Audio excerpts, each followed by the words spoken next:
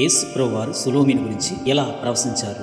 మత్తయి 6:28లో వస్త్రముల గురించి మీరు చింతింపనేలా, అడవి పువ్వులు ఎలాగో ఎదుగుచున్నవో ఆలోచించుడి, అవి కష్టపడవు ఉడకవు, అయినను తన సైతము సమస్త వైభవంతో కూడిన సొలొమోను సహితము వీటిలో ఒక దాని వలనైనా అలంకరింపబడలేదు. సొలొమోను పువ్వులతో అలంకరింపబడటమేంటి అని మీకు ఆలోచన పుట్టవచ్చు. దేవుని మాటలు గుడాబాముతో ఉంటాయి. దేవుడు పువ్వులను స్త్రీలతో పోల్చాడు. పరమగీతము 2:1లో నేను సారోను పొలములో కొయ్యు పుష్పం వంటి దాను, లోయలలో పుట్టు పద్మం వంటి దాను పువ్వులాగా మగవాణ్ణి ఆకర్షిస్తుంది.